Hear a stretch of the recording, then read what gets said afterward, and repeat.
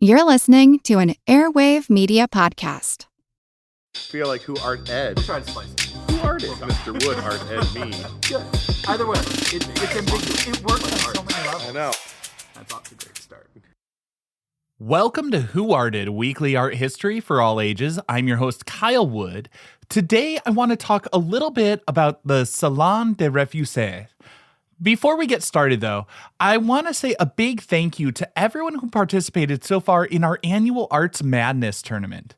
It's been so cool to see it grow every year, with now thousands of people voting for their favorite artists and artworks.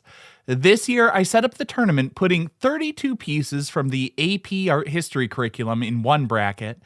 For the other bracket, I chose 32 fan favorites as my own little Salon des Refusés. For those unfamiliar, the Paris Salon was a juried art show that could make an artist's career. But in the mid-19th century, many artists were becoming so frustrated with their rejections from the Salon, they advocated for an alternative exhibition, and Napoleon sanctioned the show, saying the public should judge the work. I would encourage all of you to keep judging the work in our tournament. Voting for round 2 will close soon, and round 3 will begin on Monday, March 10th. So far, some heavy hitters from the traditional Western canon have been eliminated. Diego Velázquez, Michelangelo, and Gustav Klimt, among others, all went down in the first round, while some contemporary friends of the pod, including Jason DeCaries Taylor, Reggie Laurent, and Herb Williams, all made it through to round 2.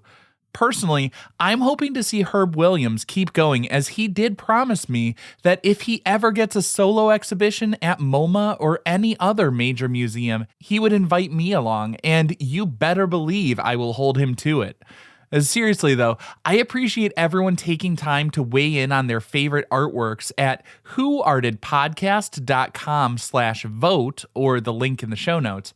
And be sure to check back every Monday when a new round opens, and tell your friends about the tournament, or the show, or leave a nice rating or review.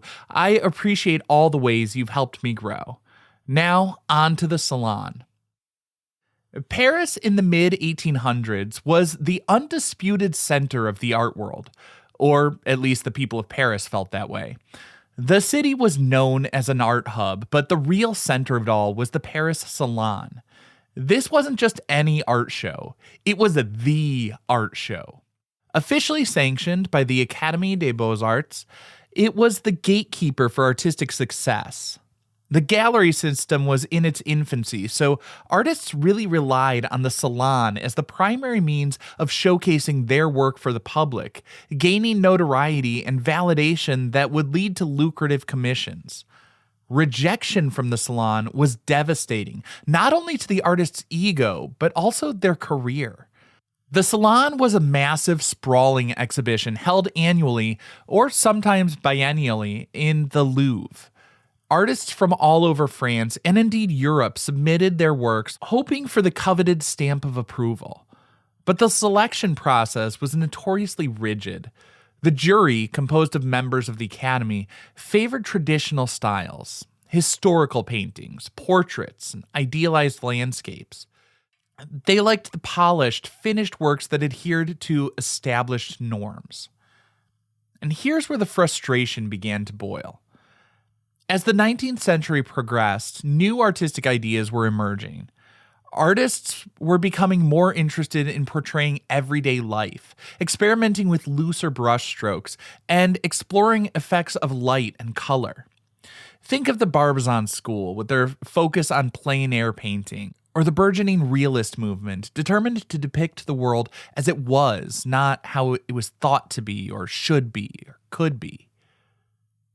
These artists, pushing boundaries of tradition, found themselves increasingly rejected by the Salon jury. Year after year, their works were deemed too unconventional, too unfinished, too modern. Imagine the humiliation, the dashed hopes, but also the financial hardship. Artists poured their hearts and souls into their creations, only to have them dismissed out of hand, not even viewed by the public.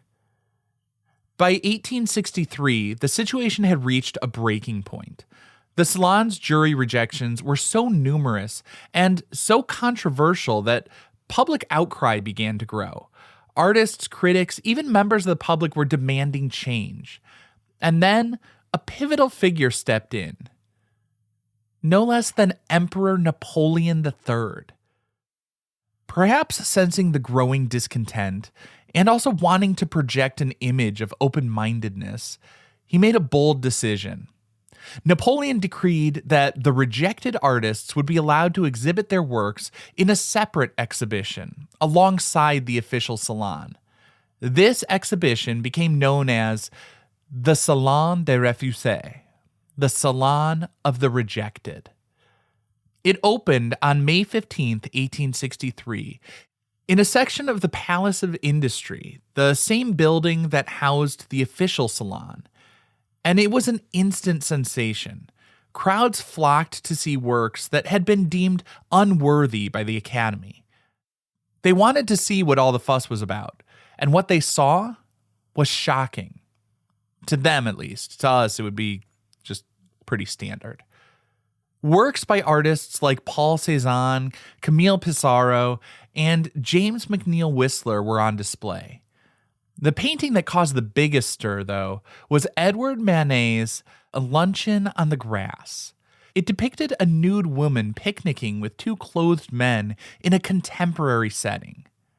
You see, nudes in art may be common throughout history, but largely it was acceptable in these historical paintings, these works based on mythology and classical references, not the contemporary setting. It was off-putting to people. The subject matter, the loose brushwork, the direct gaze of the nude figure, it was all just too scandalous for the crowd at the time. The critics were merciless. They ridiculed the, quote, unfinished quality of the paintings in the alternative salon and the perceived lack of technical skill. Some called the artists incompetent, others revolutionary. But the public, they were fascinated.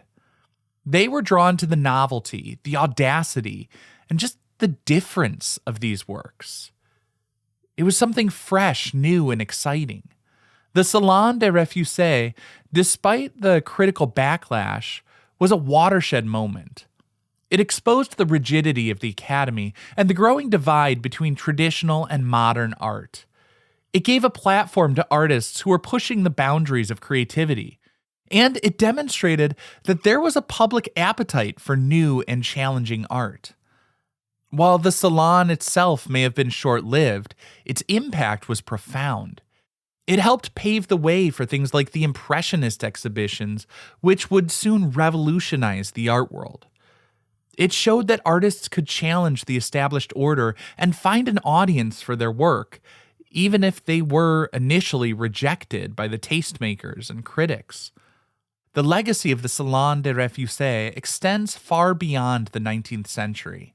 It serves as a reminder that artistic innovation often faces resistance, but that true creativity cannot be suppressed.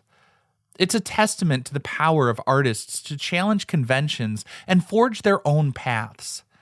And it's a reminder that sometimes the most important art is the art that dares to be different. This concludes this week's episode of Who Arted, part of the Airwave Media Podcast Network.